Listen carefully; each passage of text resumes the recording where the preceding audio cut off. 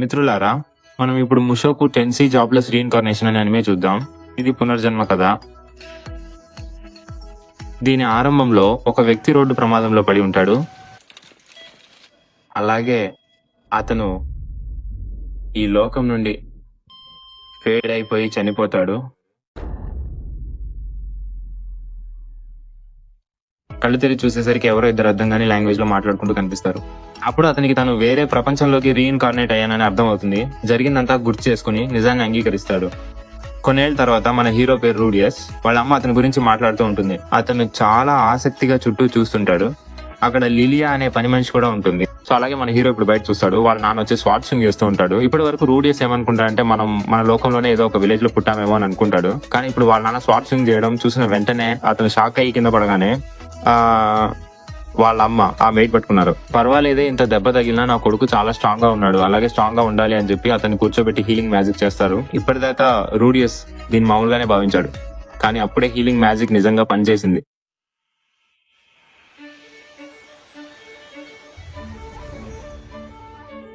ఇది చూసి రూడియస్ చాలా షాక్ అవుతాడు. ఏంటి ఇది నిజంగా వేరే లోకమా అని. ఇంతకాలం తను యూరోప్ లో పుట్టానని రూడియస్ అనుకున్నాడు.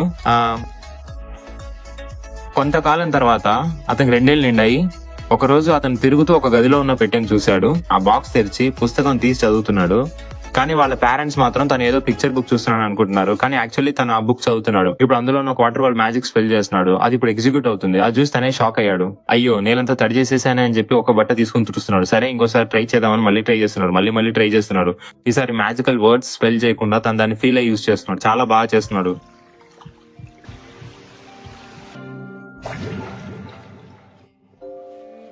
సో ఇది తనకి ఫస్ట్ టైం కాబట్టి తన మాన అంత అయిపోతుంది. అంటే మాన అంటే తన పవర్ అనమాట. ఇది తగ్గిపోవడంతో తను అలానే స్పృహ తప్పి పడిపోతాడు. సో ఇప్పుడు మళ్ళీ ఇంకో టైం స్కిప్ చూపిస్తున్నారు. రూడియస్ ఇందులో బాగా ప్రాక్టీస్ చేస్తున్నాడు, చాలా కష్టపడుతున్నాడు. ఆ మ్యాజిక్ తో ఇంకా ఏమేం చేయొచ్చో అని కొత్తగా ఆలోచిస్తున్నాడు. అలాగే కొన్ని రోజులు గడిచిపోతాయి. సో ఇప్పుడు తను వాటర్ బాల్స్ షూట్ చేసేంతగా ప్రాక్టీస్ అయ్యి రెడీ అయిపోయాడు. సో ఇంత ప్రాక్టీస్ చేసాం కదా, ఇక బేసిక్ లెవెల్ మ్యాజిక్ వద్దు, కొంచెం అడ్వాన్స్ లెవెల్ కి వెళ్దామని ఒక మీడియం అతను ఇప్పుడు తన తదుపరి స్థాయి మాయాజాలాన్ని ప్రయోగించబోతున్నాడు.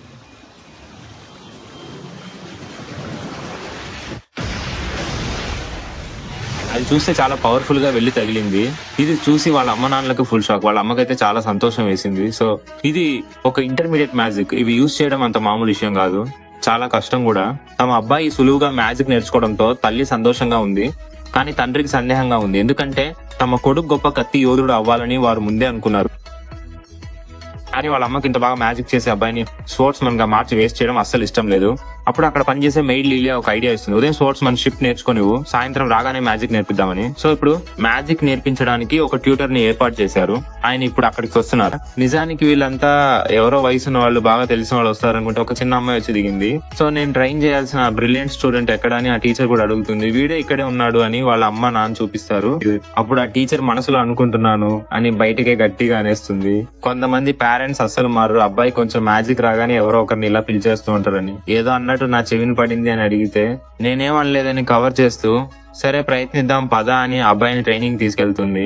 మ్యాజిక్ లెవెల్స్ వివరిస్తూ చెట్టుపైకి షూట్ చేసి చూపిస్తుంది. కానీ ఆ షూట్ చేసిన చెట్టు వాళ్ళ అమ్మకి చాలా ఇష్టమైన చెట్టు. అది తెలిసిన వెంటనే దాన్ని హీల్ చేస్తుంది. ఇప్పుడు రూడియస్ ఆ మ్యాజిక్ ని ట్రై చేస్తానని చెప్పి ఫస్ట్ టైం కాబట్టి ఆ స్పెల్ ని చదివి చేద్దామని సగం స్పెల్ మాత్రమే చెప్తాడు. ఈలోపు కొంచెం గాలి రావడంతో దేన్నో గమనిస్తూ ఉంటాడు. చూస్తుండగానే ఆ వాటర్ బాల్ ను వదిలేస్తాడు. కానీ ఇది ఆ టీచర్ నోటీస్ చేస్తుంది. నువ్వు ఆ ఇంకాంటేషన్ ని పూర్తిగా చెప్పలేదు కదా, నువ్వు ఎప్పుడు ఇలాగే చేస్తావా అని అడుగుతుంది. నిజానికి నేను ఈ ఇంకాంటేషన్ ఎప్పుడు చెప్పను అని అంటాడు. ఏంటి అది చెప్పకుండానే చేస్తావా అని ఆ టీచర్ కి చాలా షాక్ అవుతుంది. ఇంతలో పైనుంచి వాళ్ళ అమ్మ అరుస్తుంది. ఏంటా అని చూస్తే రూడియస్ కొట్టిన దెబ్బకి ఆ చెట్టు విరిగిపోయింది. నిజానికి ఆ టీచర్ పేరు రాక్సీ. వాళ్ళ అమ్మ ఏమనుకుందంటే రాక్సీని ఆ చెట్టుని విరగొట్టిందని తను తిడుతూ ఉంటుంది. సో అలా రాత్రి అవుతుంది, అందరూ కలిసి కూర్చుని భోజనం చేస్తున్నారు. అప్పుడు మన రూడియస్ తన పాత లైఫ్ ఎలా ఉండేదో అని ఒకసారి ఆలోచిస్తాడు. తన కొత్త లైఫ్ లో మాత్రం చాలా బాగా బతికి చూపిస్తాను అనుకుంటాడు. సీన్ కట్ చేస్తే మన హీరోని చూపిస్తారు. కింద ఎవరో ఫ్యూనరల్ జరుగుతోంది. నిజానికి ఇది అతని రియల్ వరల్డ్ స్టోరీ. ఆ ఫ్యూనరల్ కి వెళ్లకుండా హీరో పైన జాలీగా కూర్చుని ఏదో వీడియో చూస్తూ ఎంజాయ్ చేస్తున్నాడు. అది చూసి వాళ్ళ ఫ్యామిలీ మెంబర్స్ అందరూ కోపంతో అతన్ని ఇంటి నుండి బయటికి గెంటేశారు. బయట ఏంట్రా ఈ లైఫ్ అని అలా నడుచుకుంటూ వెళ్తుంటే ఒక స్టోర్ బయట ముగ్గురు హై స్కూల్ పిల్లలు గొడవ పడుతుంటారు. అప్పుడు సరిగ్గా వాళ్ళ మీదకి ఒక ట్రక్ దూసుకొస్తుంది. ఆ పిల్లల్ని కాపాడబోయి మన హీరో ఆ ట్రక్ కింద పడిపోతాడు. యాడ్ చేస్తే ఇదంతా ఒక కళ. రూడీస్ ఇప్పుడు కళ్ళు తెరుస్తాడు. మన హీరో ఇప్పుడు తన నెక్స్ట్ ఎలిమెంట్ అయిన ఎర్త్ మ్యాజిక్ ని ట్రై చేస్తున్నాడు. అంటే ఒక్కో స్టాచ్యూని తయారు చేస్తూ తన వల్ల ఎంతవరకు సాధ్యమవుతుందో చూస్తున్నాడు. ఇప్పుడు మళ్ళీ ఇంకో టైం స్కిప్ అవుతుంది. 6 నెలల తర్వాత చూపిస్తారు. ఈ 6 నెలల్లో రాక్సీ ఇతనికి బేసిక్ లెవెల్ మ్యాజిక్ అంతా నేర్పించేసి ఇప్పుడు ఇంటర్మీడియట్ లెవెల్ కి వెళ్తున్నారు. మార్నింగ్ మ్యాజిక్ ప్రాక్టీస్ చేస్తారు, ఈవినింగ్ కూర్చొని చదువుకుంటారు. రాక్సీ ఈ ప్రపంచంలో ఉండే స్పిరిట్స్, డీమన్స్ గురించి పుస్తకంలో చదివి చెప్తుండగా రాక్సీ తనకి కూడా ఒక డీమన్ క్లాన్ అని చెప్తుంది. డీమన్స్ అందరూ చెడ్డవారు కాదని, కానీ ఉన్న వాటిలో అత్యంత ప్రమాదకరమైన డీమన్స్ గురించి చెప్తూ ఒక రేస్ గురించి వివరిస్తుంది. గ్రీన్ కలర్ హెయిర్ ఉండే ఒక డీమన్ రేస్ ఉంది. 4 పెద్దలు పిల్లలను చంపేసేవారట. వాళ్ళు పెద్దలు పిల్లలు అని తేడా చూడట. వాళ్ళకి ఎదురుగా ఎవరైనా సరే అందరినీ చంపేసేవారట. అలాంటి డీమన్స్ ఎవరైనా కనిపిస్తే వాళ్ళ దగ్గరికి వెళ్ళకు, వాళ్ళ గుర్తు ఇదని చెప్తుంది. గ్రీన్ కలర్ హెయిర్, అలాగే వాళ్ళ నుదుటి మీద ఒక రెడ్ కలర్ ఎమరాల్డ్ పొదిగి ఉంటుందట. అప్పుడు రూడియస్ అడుగుతాడు, ఒకవేళ నేను వాళ్ళని చూస్తే నన్ను చంపేస్తారా అని. దానికి రాక్సీ భయపెడుతుంది, నేను చంపరు, నిన్ను వెంబడించి వచ్చి నీ ఫ్యామిలీలో ఉన్న అందరినీ చంపేస్తారని. ఇప్పుడు మళ్ళీ ఇంకో 1 year టైం స్కిప్ చూపిస్తారు. ఇప్పుడు మన రూడియస్ అడ్వాన్స్డ్ లెవెల్ మ్యాజిక్ యూస్ చేయడం స్టార్ట్ చేశాడు. కానీ వాళ్ళ నాన్న రూడియస్ ని వదిలేలా లేడు. నువ్వు ఖచ్చితంగా స్వార్డ్ ప్రాక్టీస్ చేయాల్సిందే, అతన్ని పట్టుకుని బలవంతంగా లాగుతున్నాడు. అలా రోజులు గడిచిపోతున్నాయి. కొన్నాళ్ళ తర్వాత రాక్సీ చెప్తోంది, ఇక్కడ నుండి నార్త్ సైడ్ ఇంకా కొంచెం ట్రావెల్ చేసి ఈ కొండల వెనక్కి వెళ్తే ఒక పెద్ద సిటీ ఉందని, అక్కడ మ్యాజిక్ ని ఉన్నత స్థాయిలో నేర్పిస్తారని, మన చదువు అక్కడ పనికిరాదని, నీ జాతి స్థాయి వంటివి వాళ్ళు పట్టించుకోరని చెప్తుంది. నువ్వు మ్యాజిక్ బాగా యూజ్ చేస్తే చాలు, వాళ్ళు నిన్ను చేర్చుకుంటారు. సో నువ్వు ఇప్పుడున్న లెవెల్ కంటే ఎక్కువ మ్యాజిక్ నేర్చుకోవాలంటే ఆ స్కూల్ కే వెళ్ళాలి. దీనికి మించి నీకు నేర్పించడానికి నా దగ్గర ఇంకేమీ లేదు. నువ్వు ఇంకా నేర్చుకోవాలంటే వాళ్ళు చెప్పిన స్కూల్ కి వెళ్ళమంటే రూడియస్ ఇల్లు వదిలేనంటాడు. తర్వాత Roxy wordless spell casting try చేసినా ఫెయిల్ అవుతుంది. ఈ ప్రపంచంలో 5 ఏళ్ల వయసులో ఒక రూడియస్ కి 5 ఏళ్ళు నిండడంతో పెద్ద పార్టీ ఏర్పాటు చేస్తారు. వాళ్ళ నాన్న పుట్టినరోజు కానుకగా ఒక కత్తిని ఇస్తాడు. ఇచ్చి మ్యాజిక్ మాత్రమే కాదు, దగ్గరి పోరాటంలో కూడా మ్యాజిక్ కన్నా కత్తి యుద్ధమే మేలని అతను అంటాడు. వాళ్ళ అమ్మ అతన్ని కొట్టి లాక్కెళ్తుంది. తర్వాత రూడియస్ వాళ్ళ అమ్మ ఒక మ్యాజిక్ పుస్తకం ఇస్తుంది. అతనికి కత్తి కన్నా ఆ పుస్తకమే ఎక్కువ నచ్చుతుంది. ఆ తర్వాత రాక్సీ అతను ఒక మ్యాజిక్ వాండ్ ఇస్తుంది. రాక్సీ మాట్లాడుతూ, ఇప్పుడు నువ్వు అడ్వాన్స్ లెవెల్ మ్యాజిక్ లో 4 types ఆఫ్ ఎలిమెంట్స్ యూజ్ చేయడం నేర్చుకున్నావు, ఇక నీకు నేర్పించడానికి నా దగ్గర ఏమీ లేదని చెప్తుంది. రేపే నీ గ్రాడ్యుయేషన్ ఎగ్జామ్ అని చెప్పి ఇలా అతను తన పాత లైఫ్ లో జరిగిన విషయాలన్నీ గుర్తు చేసుకుంటాడు. అతను గ్రాడ్యుయేషన్ అప్పుడు స్కూల్ ఫ్రెండ్స్ అందరూ కలిసి అతన్ని చాలా బుల్లీ చేస్తుంటారు. ఇప్పుడు గ్రాడ్యుయేషన్ ఎగ్జామ్ కోసం అతన్ని టౌన్ బయటికి తీసుకెళ్తారు. తన పాత ప్రపంచంలో అందరు తనని అసహించుకున్నారు. సో ఈ ప్రపంచంలో కూడా అలాగే ఉంటారని అతను అనుకుంటాడు. కానీ అక్కడ రాక్సీతో అందరూ చాలా నార్మల్ గా, చాలా మర్యాదగా మాట్లాడుతుంటారు. అందరూ బాగా మాట్లాడుకుంటున్నారు. రూడియస్ భయం పోయి రిలాక్స్ అయ్యాడు. రాక్సీతో కలిసి అందరినీ విష్ చేస్తూ టెస్ట్ జరిగే చోటుకు వెళ్తాడు. ఈ మ్యాజిక్ వల్ల ఏమైనా అవుతుందా, నన్ను ఇంత దూరం తీసుకొచ్చి యూజ్ చేయమంటున్నారు అని రాక్సీని అడుగుతాడు. కానీ రాక్సీ, అది కారణం కాదు, ఇది నీ ఎగ్జామ్ కాబట్టి నువ్వు నీ ఫుల్ పవర్ యూజ్ చేయాలి, అక్కడ ఉన్న వాళ్ళకి ఎవరికి తగలకుండా ఉండాలనే నేను ఇంత దూరం తీసుకొచ్చానని చెప్తుంది. అందుకే మనం ఇక్కడికి వచ్చామని అంటుంది. అప్పుడు రాక్సీ ఆ పవర్ఫుల్ వాటర్ మ్యాజిక్ ని స్వయంగా చేసి చూపిస్తుంది. ఓ అద్భుతమైన జలశక్తులారా, ఆకాశాన్ని పాలించే మెరుపుల రాకుమారుడా, నీ దివ్యమైన స్తుతి దెబ్బతో ఈ నేలపై విరుచుకుపడు. నేలని నీటిని కప్పేయండి, తుఫాను మేఘమా.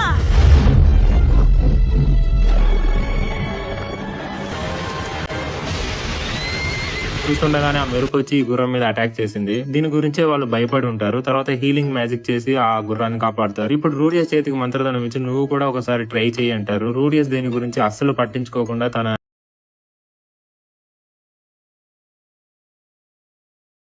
ఫుల్ మనాని ఉపయోగించి ఆ మ్యాజిక్ స్పెల్ ని వేస్తాడు.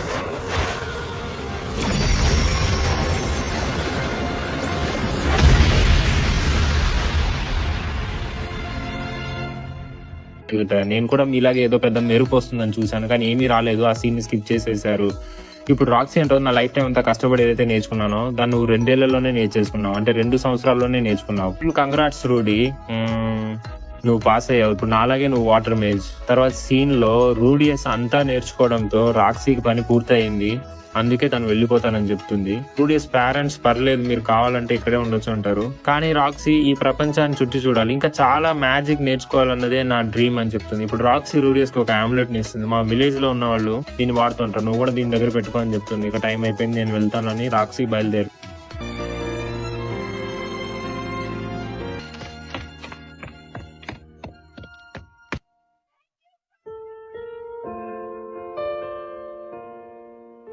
ఆమె ఒక విషయం ఎన్నో రోజులుగా పూర్తి చేయలేకపోయింది. సో ఇక్కడ మధ్యలో వినిపించే వాయిస్ మన హీరో రూడియస్ వాయిస్, కానీ తన పాత ప్రపంచంలో తనకి ఏ వాయిస్ ఉండేది అదే వాయిస్ తో మాట్లాడుతున్నట్టు చూపిస్తారు. అంటే ఇవన్నీ తన మైండ్ లో అనుకుంటున్నాడు. సో ఇప్పుడు మళ్ళీ ఇంకో టైం స్కిప్ అవుతుంది. ఇప్పుడు రూడియస్ ఇంకొంచెం పెరిగాడు, తనే బయటికి వెళ్ళి చదువుకుంటాను అంటాడు. వాళ్ళ నాన్న అతన్ని తీసుకెళ్లి దింపుతారు. వెళ్ళేటప్పుడు బయట ఎవరిని హర్ట్ చేయొద్దని కొన్ని అడ్వైజెస్ ఇస్తారు. సో ఇప్పుడే రూడియస్ తన ఇంటి నుండి బయటికి వస్తున్నాడు. గ్రామం దాటి బయటికి వెళ్తున్నాడు. ఇంతకు ముందు టెస్ట్ కోసం వెళ్ళాడు కానీ అది గ్రామం బయట కాదు, అడవిలోకి. ఇప్పుడు ఆ గ్రామాన్ని కూడా ఫుల్ గా చూపిస్తున్నారు.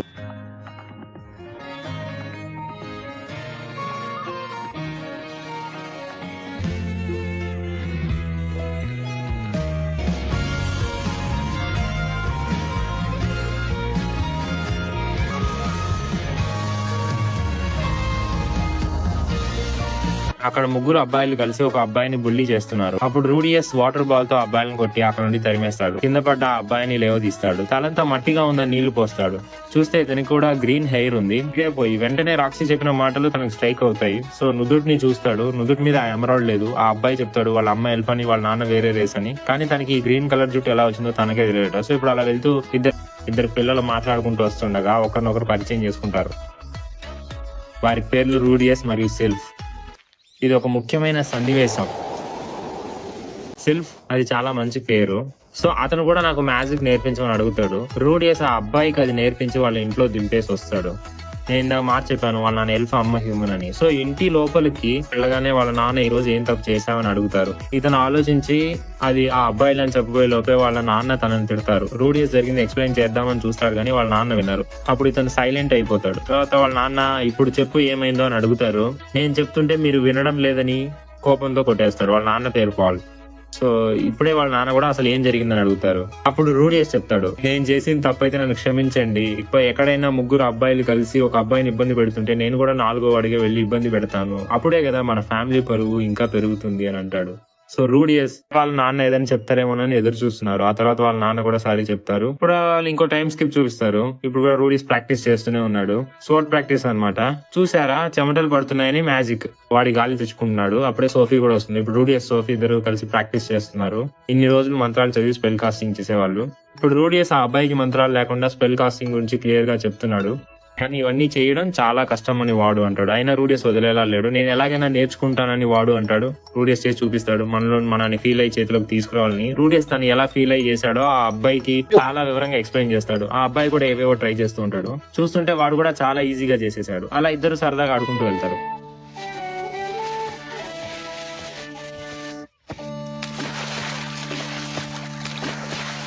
పర్లేదు వీడు ఇంత త్వరగా నేర్చుకున్నాడే అని అనుకుంటూ రూడియస్ అలా పడుకుంటాడు. అంతలోనే సడన్ గా వర్షం పడుతుంది. దాంతో ఇద్దరు కలిసి పరిగెడతారు. మన రూడియస్ ఆ అబ్బాయిని కూడా తన ఇంటికి తీసుకొస్తాడు. ఇంటికి రాగానే లీలియా నువ్వు తడిసిపోతావు అని ముందే ఊహించి అన్ని రెడీ చేసి పెడుతుంది. పైన హాట్ వాటర్ కూడా రెడీగా ఉన్నాయట. వెళ్ళి స్నానం చేయమని చెప్తారు. రూడియస్ రెడీ అయిపోతాడు కానీ ఆ అబ్బాయి మాత్రం రెడీ అవ్వడు. దాంతో రూడియస్ వాడిని బలవంతంగా స్నానం చేద్దామని లాగుతూ ఉంటాడు. అసలు విషయం ఇప్పుడే చెప్తాడు వాడు. సోఫీ కాదు, సోఫియా. తను ఒక అమ్మాయి. మరుసటి రోజు ఈ చిన్న అపార్థం వల్ల సోఫియా రూడియస్ మాట్లాడుకోరు. దాంతో వాళ్ళ నాన్న అతన్ని మాట్లాడమని పంపిస్తాడు. ఇప్పుడు మళ్ళీ సోఫియా రూడియస్ ఇద్దరు మంచి ఫ్రెండ్స్ అయిపోతారు. రూడియస్ కి ఒక చిన్న చెల్లెలు పుట్టబోతుందని వాళ్ళ అమ్మని చెప్తారు. నెక్స్ట్ సీన్ లో వాళ్ళ ఇంట్లో ఉండే మెయిడ్ లీలియా కూడా నేను ప్రెగ్నెంట్ అని చెప్తుంది. తండ్రి ఎవరు లీలియా అని అక్కడ ఎవరు అడగరు. ఇప్పుడే చెల్లెలు పుట్టబోతుంది, అప్పుడే పాల్ ఇలా చేశాడేంటి అని వాళ్ళు చాలా బాధపడతారు. ఇక లీలియా నేను మా ఊరికి వెళ్ళిపోతాను అని అంటుంది. డెలివరీ అయిన వెంటనే అంత దూరం వెళ్ళడం చాలా కష్టమైన ప్రయాణం అని రూడియస్ వాళ్ళ అమ్మ అంటుంది. పాల్ కూడా ఏదో మాట్లాడబోతాడు కానీ వాళ్ళ అమ్మ అస్సలు మాట్లాడనివ్వదు. ఇది వింటర్ సీజన్ కాబట్టి లీలియా కొంచెం అజాగ్రత్త ఉన్న ఇద్దరు చనిపోయే ప్రమాదం ఉంది. ఆమె తల్లికి కూడా ఈ పరిస్థితుల్లో ఏం చేయాలో అర్థం కాలేదు. అప్పుడు రూడియస్ మధ్యలోకి వచ్చి మనం ఏదో ఒకటి చేయాలని చెప్తాడు. ఒక చెల్లెలికి బదులు ఇద్దరు చెల్లెళ్ళు ఉంటే తప్పేంటి అని అడుగుతాడు. అంతేకాకుండా నాన్న అడిగినప్పుడు లీలియా ఎలా కాదనగలదు అని కూడా అంటాడు. ఇది వాళ్ళ నాన్నకే కొత్తగా అనిపించింది. రూడియస్ ఆగేలా లేడు. వాళ్ళ అమ్మని ఒప్పించడానికి ట్రై చేస్తూనే ఉన్నాడు. వాళ్ళ అమ్మకి వేరే ఆప్షన్ లేకపోయింది. కొడుకు ఇంతలో అడుగుతున్నాడని ఒప్పుకుంది. అలా లీలియా ఎప్పటిలాగే వాళ్ళ ఇంట్లోనే ఉండటానికి పర్మిషన్ ఇచ్చారు.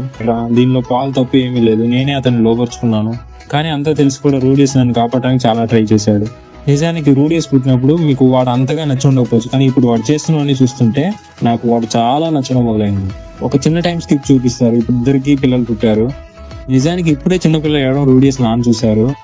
లీలియా వాళ్ళ నాన్న చెప్తున్నారు రూడియస్ కొంచెం డిఫరెంట్ గా ఉన్నాడు కానీ మామూలుగా చిన్న పిల్లలు ఏడుస్తూనే ఉంటారని. రూడియస్ నాన్న అతన్ని కాలేజీలో లేదా స్కూల్లో చేర్పించే విషయం మాట్లాడుతున్నారు. నువ్వు ఆల్రెడీ ఇంటెలిజెంట్ వి, బ్రిలియంట్ వి, 7 ఏళ్ల వయసులో చేయకూడని పనులన్నీ చేస్తున్నావు కాబట్టి నీకు అవన్నీ అవసరం లేదంటారు. కానీ రూడియస్ మాత్రం లేదు, పర్వాలేదు నేను వెళ్తాను, నాకు అవన్నీ నేర్చుకోవాలని ఉందని చెప్తాడు. ఈ విషయం సోఫియా కూడా చెప్తాడు. నేను వెళ్తున్నాను, ఇక్కడ ఉంటే నాకు అంతగా హెల్ప్ అవ్వదు, అందుకే నేను ఇక్కడ నుండి వెళ్తున్నాను. నన్ను వదిలి వెళ్ళొద్దు అని సోఫియా చాలా ఏడవడం మొదలు పెట్టింది. రూడియస్ కి రాక్సీ దగ్గర నుండి ఒక లెటర్ వచ్చింది.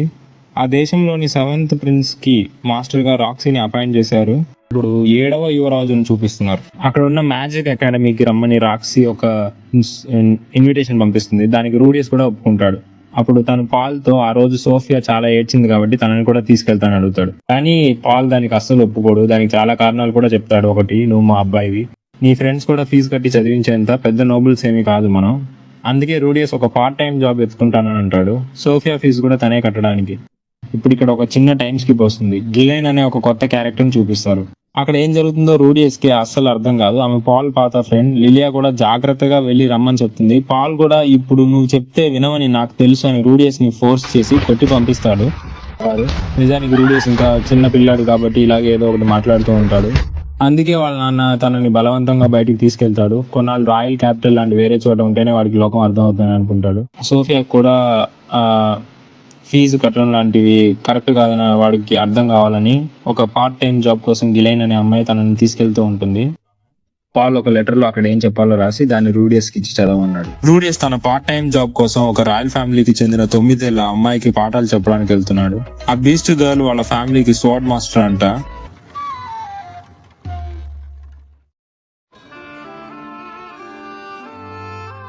ఇప్పుడు ఇతను రాయల్ ఫ్యామిలీ దగ్గరికి వెళ్తున్నాడు. ఆ నోబుల్ కూడా మీ నాన్న నేను కజిన్స్ అని చెప్పాడు. వీళ్ళ సార్ నేను గ్రేరే ఎడ్సాన్. పాల్ నేను ఏం చెప్పి పంపించాడో చెప్పు అని అడుగుతాడు. ఇక్కడ ఉన్న రాయల్ అమ్మాయికి నేను మ్యాజిక్ నేర్పిస్తే నాకు అక్కడ మ్యాజిక్ స్కూల్ కి సంబంధించిన ఫీజు నా పేమెంట్ మీరే ఇస్తారని చెప్పాడట. పాల్ ఎప్పటిలాగే ఎక్కడ ఎలా మాట్లాడాడో అర్థం కావట్లేదు. ఈ ప్లేస్ చూపిస్తానని తీసుకెళ్తాడు. నా కూతురు ఎవరితో కలవదు, చాలా దూకుడుగా ఉంటుంది. నేను కూడా నీ దగ్గర నుండి మరీ ఎక్కువ ఆశించట్లేదు, ఏదో నీ వల్ల ఇది చేయని చెప్పి తీసుకెళ్తాడు. ఆ అమ్మాయి వాళ్ళ నాన్న చెప్పినట్టే ఉంది. ఒక చిన్న పిల్లాడు నాకు మ్యాజిక్ నేర్పించబోతున్నాడా అని అడుగుతుంది. ఇక్కడ వయసుతో సంబంధం లేదని రూడి చెప్తాడు. నన్నే ఎదిరించి మాట్లాడుతున్నావా అని బుగ్గ మీద ఒకటి ఇచ్చింది. రూడి ఊరికే ఉండకుండా తిరిగి ఒకటి ఇచ్చాడు. లోపల నిద్రపోతున్న ఒక బీస్ట్ ని ఇతనే తట్టి లేపాడు.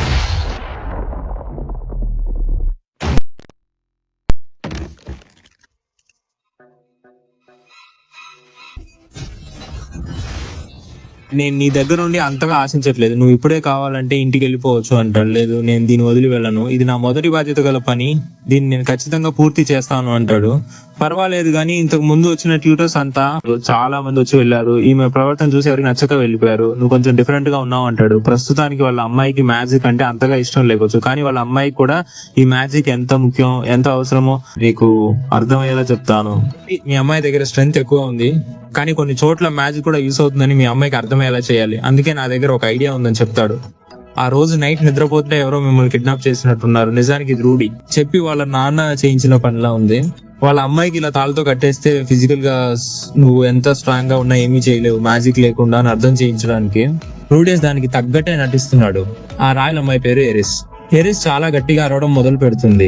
అక్కడ ఉన్న దొంగ ఇప్పుడు నువ్వు నోరు మూయకపోతే నేనే మూయిస్తాను అని చెప్పి తనని బాగా కొట్టడం మొదలు పెడతాడు. మొదట రూడియస్ ఇది ఒక యాక్టింగ్ అని అనుకుంటాడు, కానీ తర్వాత చూస్తే అతను చాలా అగ్రెసివ్ గా కొట్టడం మొదలు పెడతాడు. ఎరిస్ కి బాగా దెబ్బలు తగ్గడం వల్ల బ్లడ్ లాస్ కూడా అవుతుంది. రూడియస్ ఇప్పుడు హీలింగ్ మ్యాజిక్ యూజ్ చేసి హీల్ చేస్తున్నాడు. ఎప్పుడు ఇలా ఇతరుల మీద ఆధారపడకు, నీ హీలింగ్ నువ్వే చేసుకోవాలి అని చెప్తాడు. కానీ నాకు ఇవేమి యూజ్ చేయడం తెలియదు అని అంటుంది. నువ్వు కొంచెం చదువుకుంటే నేర్చుకోవచ్చు అని అతను చెప్తాడు. ఇప్పుడు నేను నా మ్యాజిక్ ని షోకేస్ చేసినా నాకు ప్రాబ్లం లేదు, ఈ ప్లేస్ ని మొత్తం పగలగొట్టైనా బయటకు వెళ్ళిపోవచ్చు, కానీ ఎరిస్ కి ఈ మ్యాజిక్ ఎంత అవసరమో నేను నేర్పించాలి అని అతను ఆలోచిస్తున్నాడు. రూడియస్ తనని హీల్ చేసినా కూడా ఎరిస్ మాత్రం సైలెంట్ అవ్వకుండా ఇంకా గట్టిగా అరుస్తూనే ఉంది. ఇప్పుడు మళ్ళీ ఆ ఇద్దరు కొట్టడానికి వచ్చేస్తారు. రూడియస్ తన మ్యాజిక్ యూజ్ చేసి బయటపడి నువ్వు రావా అని అడుగుతాడు. వాళ్ళని అక్కడ లైట్ గా ఆపి ఉంచుతాడు. వాళ్ళు అక్కడ బ్లాకేజ్ ని పగలగొట్టి ఈ లోపు ఎరిస్ కి మ్యాజిక్ ప్రాముఖ్యతను వివరిస్తాడు. వేరే దారిలోకి ఎరిస్ నన్ను కాపాడు అని అతను వేడుకుంటుంది. బయటికి రాగానే ఆమె మళ్ళీ రూడియస్ ని కొట్టడం మొదలు పెట్టింది. అక్కడ బోర్డులు చూసి అతను మనం రాజధానికి దగ్గరలోనే ఉన్నాం, వెళ్ళిపోదాం అన్నాడు. నువ్వు కూడా అప్పుడప్పుడు ఇవన్నీ చదువుకుంటూ ఉండు, ఇవి చాలా అవసరం అని చెప్తాడు. నేను ఎందుకు చదవాలి, నీకు చదవడం వచ్చు కదా, నువ్వు నా దగ్గరే ఉంటావు కదా అని ఆమె అడుగుతుంది. లేదు, నేను నీకు ట్యూషన్ చెప్పడానికే వచ్చాను, కానీ నీకు ఇష్టం లేదని నన్ను ఇంకా హైర్ చేయలేదని అతను అంటాడు. అప్పుడు గుర్రపు బండి రాగా ఇద్దరు ఎక్కి పారిపోయారు. వీళ్ళు ముందే ప్లాన్ చేసుకున్న చోటికి వాళ్ళ నాన్న మనుషులు వచ్చి నిలబడి ఉంటారు. రూడియస్ వాళ్ళని చూడగానే వెంటనే వాళ్ళ వైపు పరిగెడతాడు. కానీ సరిగ్గా అదే టైంలో ఒకడు చెరిస్ని కిడ్నాప్ చేసి తీసుకుపోతాడు. ఇప్పుడు కిడ్నాప్ చేసిన వాళ్ళు నిజమైన దొంగలు. ఇన్ని రోజులు ఎరిస్ దగ్గరే ఉన్న ఆయనే ఇదంతా ప్లాన్ చేశారు. రూడియస్ కు ఒక ఆఫర్ ఇస్తారు, నేను నీకు 100 గోల్డ్ కాయిన్స్ ఇస్తాను, నువ్వు తీసుకో. తను నన్ను చాలా దారుణంగా ట్రీట్ చేసింది, నిన్ను కూడా అలాగే చేస్తుంది, ఈ డబ్బుతో నువ్వు ఏమైనా చేసుకోవచ్చు అని చెప్తారు. నువ్వు అకాడమీలో జాయిన్ అవ్వాలని చెప్పావు కదా, దానికి 10 గోల్డ్ కాయిన్స్ చాలు, మిగతా వాటితో నువ్వు ఏమైనా చేసుకోవచ్చు అంటాడు. ఇది మంచి ఆఫరే, నా పాత రోజుల్లో అయితే దీన్ని ఖచ్చితంగా యాక్సెప్ట్ చేసేవాడిని, కానీ ఇప్పుడు అలా కాదు, డబ్బు కంటే కూడా చాలా విషయాలు ఇక్కడ ఇంపార్టెంట్ అని ఎరిస్ నాకు అర్థమయ్యేలా చేసింది అని చెప్పి ఒక ఫైర్ బాల్ వదులుతాడు. దాని పైకి వదిలితే సిగ్నల్ అనుకుంటారు. అక్కడ గిల్లిన్ దీనికోసమే వెయిట్ చేస్తున్నట్టుంది. ఇటు పక్క రూడియస్ తన వల్ల అయినంత వరకు అందరినీ కింద పడేస్తాడు, కానీ ఒకటి కత్తి మాత్రం రూడియస్ మీద పడబోతుంది. అప్పుడే గిల్లిన్ అక్కడికి ఎంట్రీ ఇస్తుంది. మొదటిసారి రక్తాన్ని చూడడం వల్ల రూడియస్ చేతులు కొంచెం వణుకుతాయి. అప్పుడు గిల్లిన్ వచ్చి ఇక్కడ ఏం జరుగుతుందని అడుగుతుంది. అంతా ఎక్స్ప్లెయిన్ చేశాక అందరూ కలిసి ఇంటికి తిరిగి వెళ్తారు. అక్కడికి వెళ్ళాక ఎరిస్ వాళ్ళ నాన్న కూడా ఏం జరిగిందని అడుగుతారు. అప్పుడే తెలుస్తుంది తన కింద పనిచేసే సర్వెంట్ ఒకడు తనని మోసం చేశాడని. ఎరిస్ చాలా కోపంగా రూడియస్ ని తిట్టి లోపలికి వెళ్ళిపోతుంది. రూడియస్ ఇవాళ నేను చేసిన ఒక చిన్న పని వల్ల చాలా పెద్ద ప్రమాదం జరిగి ఉండేది, ఒకరి ప్రాణం కూడా పోయే అవకాశం ఉండేది అని అనుకుంటాడు. సరే వేరే పని చూస్తా అని అతను వెళ్ళిపోతాడు. ఇప్పటిదాకా రూడియస్ ఎరిస్ మిస్ ఎరిస్ అనేవాడు, తన రాయల్టీ కాబట్టి. ఎరిస్ రూడియస్ తో ఇకపై తనని ఎరిస్ అని పిలవచ్చని, అంటే తమతోనే ఉండవచ్చని పరోక్షంగా చెబుతుంది. అందుకే రూడియస్ వాళ్ళ నాన్నని అడుగుతాడు, ఎరిస్ ని కిడ్నాప్ చేశారు, కానీ నన్ను వాళ్ళతో రమ్మని ఎందుకు అడిగారు? పాల్ ఇప్పుడు ఊరి బయట ఉన్న అతను కూడా గ్రేరాట్ వంశానికి చెందినవాడే, కాబట్టి రాజకీయంగా చూస్తే ఆ గవర్నమెంట్ లో గ్రేరాట్ ఫ్యామిలీకి ఒక పెద్ద పవర్ ఉంది. సో ఇది చెప్పినప్పుడు రూడియస్ అర్థం చేసుకుంటాడు. నిన్న రాత్రి నేను ఎవరిని చూడలేదు, ఎవరు నన్ను చూడలేదు, గిల్లినే వీటన్నిటికీ కారణం అని చెప్తాడు. ఎరిస్ వాళ్ళ అమ్మ అక్కడికి వస్తారు. రూడియస్ పరిచయం చేసుకుంటాడు. ఆమెకి అతను నచ్చకపోయినా అతనికి ఆమె నచ్చుతుంది. తర్వాత పాల్ అంకుల్ అంటే ఎరిస్ తాతయ్య వస్తారు. నిన్న నా మనవరాలి ప్రాణాలు కాపాడినందుకు నీకు చాలా థ్యాంక్స్ అంటారు. లేదు, అదంతా గిల్లిన్ చేసింది, నేనేమీ చేయలేదు అని చెప్తాడు.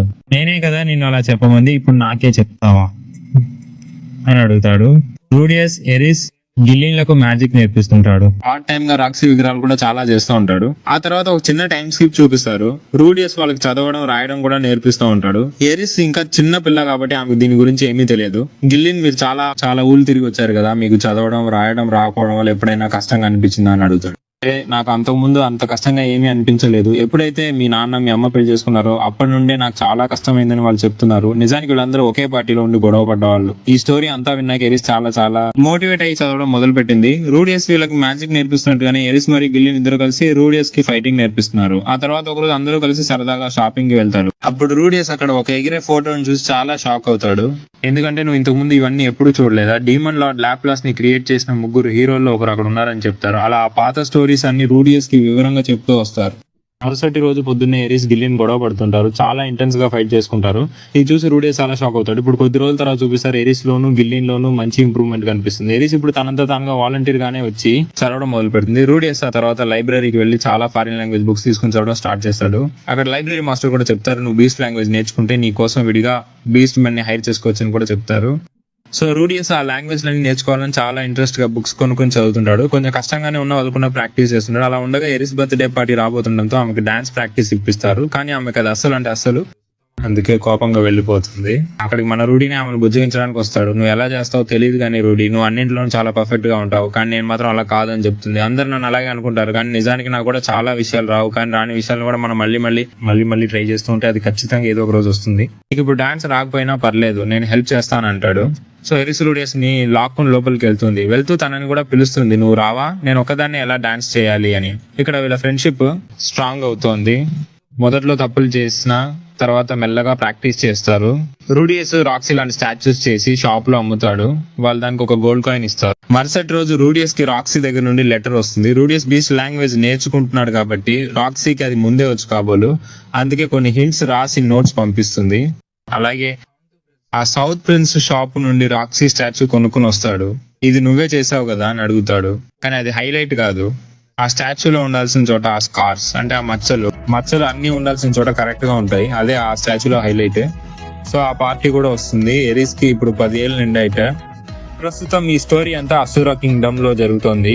ఇప్పుడు ఒక నోబుల్ తో కలిసి ఎరిస్ డాన్స్ చేయడానికి ట్రై చేస్తుంది, కానీ తను చేయలేక సడన్ గా కింద పడిపోతుంది. ఎరిస్ ఇబ్బందిగా ఉండడం చూసి రూడియస్, మనం ప్రాక్టీస్ చేసింది గుర్తు తెచ్చుకో, నాతో డాన్స్ చేయని పిలిచాడు. సో ఈ ఇద్దరు కలిసి చాలా బాగా డాన్స్ చేస్తారు.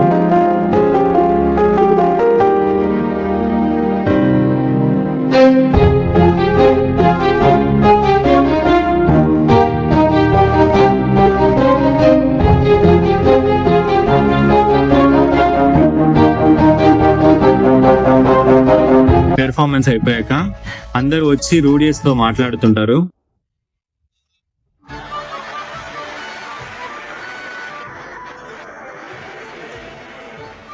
ప్రదర్శించుకోవద్దు, అందరి దృష్టి నీపై పడుతుందని ఎరిస్ తండ్రి కూడా చెప్పాడు.